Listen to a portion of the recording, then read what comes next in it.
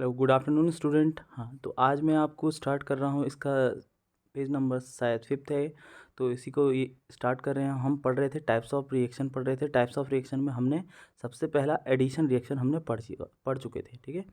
अब हम पढ़ रहे हैं डिकम्पोजिशन रिएक्शन। क्या पढ़ेंगे? Decomposition reaction. डिकम्पोजिशन रिएक्शन में सबसे पहले एक्टिविटी दी है, तो चलो इसको करते हैं। उन्होंने कहा take about 2 gram of ferrous sulphate crystal 2 gram of ferrous sulfate crystal in a dry boiling tube.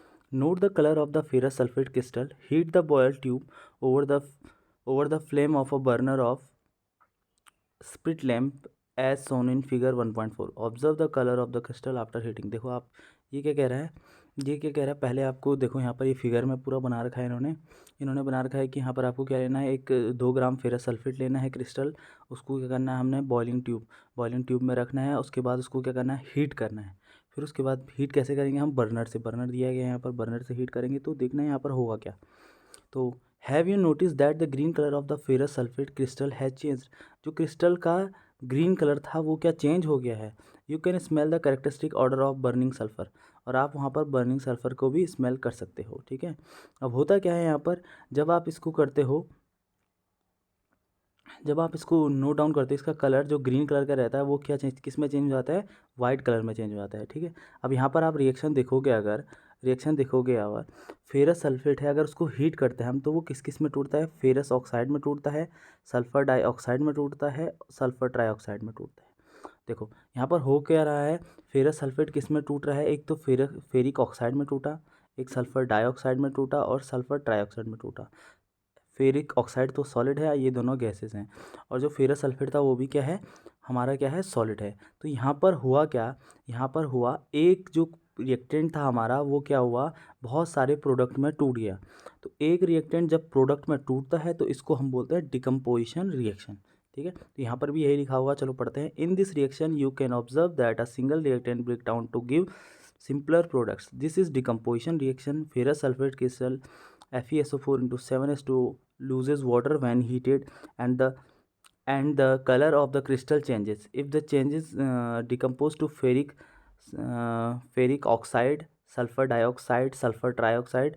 Ferric oxide is a solid while SO2 and SO3 are gases. मैंने आपको ये सारी चीज़ें बता दी। क्या हो रहा है यहाँ पर, एक जो रिएक्टेंट है वो क्या हो रहा है, बहुत सारे छोटे छोटे किस में टूट रहा है, छोटे छोटे प्रोडक्ट में टूट रहा है। तो इसी को हम क्या कहते हैं, डिकम्पोजिशन रिएक्शन कहते हैं। जहाँ पर कि जो फेरस सल्फेट है हमारा वो सॉलिड है, फेरिक ऑक्साइड भी हमारा सॉलिड है, और हमारे पास क्या हो जाएगा, गैस, सल्फर डाइऑक्साइड भी और सल्फर ट्राइऑक्साइड भी गैस हो जाएगा। आई बात समझ में। अगली रिएक्शन पढ़ लेते हैं, डिकम्पोजिशन रिएक्शन। तो आप देखोगे, decomposition reaction of a calcium carbonate to calcium oxide carbon dioxide on a heating, an important decomposition reaction used in various industry. Calcium oxide is called lime or quicklime. It has many uses. One is manufacture of cement. When a decomposition reaction is carried out by heating is called thermal decomposition. देखो यहाँ पर होता क्या है, जब हम lime stone रहता है, लाइम स्टोन को हीट देते हैं तो वो क्विक में, कैल्शियम ऑक्साइड क्विक में टूट जाता है और कार्बन डाइऑक्साइड में। देखो यहाँ पर हमारे पास जो लाइम स्टोन था वो 2 प्रोडक्ट में टूट गया। रिएक्टेंट हमारे पास लाइम स्टोन था, वो क्या हुआ, 2 प्रोडक्ट में टूट गया, क्विक और कार्बन डाइऑक्साइड में। इसी को हम डिकम्पोजिशन रिएक्शन कहते हैं, ठीक है। इसमें हम क्या दे रहे हैं, हीट दे रहे हैं। तो मैंने आपको कल बताया था, जब हमें हीट मिलता है तो उसको बोलते हैं एक्सोथर्मिक रिएक्शन, और जब हमें हीट देना पड़ता है तो उसको बोलते हैं एंडोथर्मिक रिएक्शन, ठीक है। तो डिकम्पोजिशन रिएक्शन यहाँ पर जो है, डिकम्पोजिशन रिएक्शन का मेनली मीनिंग यहाँ पर ये है कि अगर आप एक रिएक्टेंट को बहुत सारे प्रोडक्ट में तोड़ते हैं तो उस प्रोडक्ट में टूटने को हम क्या कहते हैं, कौन सी रिएक्शन हो रही है यहाँ पर, डिकम्पोजिशन रिएक्शन हो रही है, ठीक है। अब आगे बढ़ते हैं, दूसरी एक्टिविटी भी दी है। दूसरी take 2 gram of lead nitrate powder in a boiling, hold the boiling tube with a pair of tongs and heat it with a flame. So as shown in figure, what do you observe, note in the change if any. देखो अब ये क्या कह रहा है, आप क्या करो, आप लेना लेड नाइट्रेट को बॉयल करना। लेड नाइट्रेट को बॉयल करोगे तो आप वहाँ पर क्या देखोगे, लेड नाइट्रेट में होगा क्या, ठीक है। यही आपको ऑब्जर्व करना है। इसी तरीके से जैसे ऊपर वाला एक्सपेरिमेंट किया था वही सेम चीज़ करना है। तो जो लेड नाइट्रेट, चलो रिएक्शन पढ़ लेते हैं, इसकी रिएक्शन है क्या। जब हम लेड नाइट्रेट को क्या करते हैं, हीट करते हैं, जब हीट किया हमने तो वो क्या होता है, लेड ऑक्साइड में टूट गया, नाइट्रोजन डाइऑक्साइड में टूट गया है और ऑक्सीजन में टूट गया है। तो नाइट्रोजन डाइऑक्साइड और ऑक्सीजन हमारा क्या हो गया, गैसेस हो गई, और जो लेड ऑक्साइड है वो सॉलिड हो जाता है। ठीक है, तो यहाँ पर क्या हो जाता है, लेड नाइट्रेट हीट देने के बाद किसमें टूट जाता है, लेड ऑक्साइड, नाइट्रोजन और डाइऑक्साइड और ऑक्सीजन। तो ये भी रिएक्शन हमारी क्या हो गई, डिकम्पोजिशन रिएक्शन। एक तो सबसे पहले हमारा सबसे पहले हमारा कौन सा था, सबसे पहले हमारा फेरस सल्फेट वाला था, वो टूट रहा था ferric oxide, sulphur dioxide, sulphur trioxide. उसके बाद हमने लाइमस्टोन वाला पढ़ा, जो कि किस में टूट रहा था, क्विक लाइम और कार्बन डाइऑक्साइड में।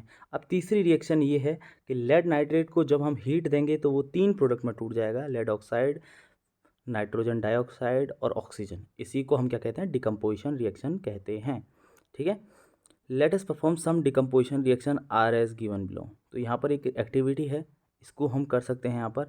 ये भी किसका एक उदाहरण है, डिकम्पोजिशन का एक यहाँ पर दिया गया है, डिकम्पोजिशन रिएक्शन होती क्या है। ठीक है, डिकम्पोजिशन रिएक्शन होती क्या है, तो यहाँ पर देखो, जैसे यहाँ पर एक और रिएक्शन है सिल्वर क्लोराइड वाला। सिल्वर क्लोराइड को हमने क्या करना है, सनलाइट के प्रेजेंस में रखना है, तो ये क्या हो जाता है, सिल्वर और क्लोरीन में टूट जाता है।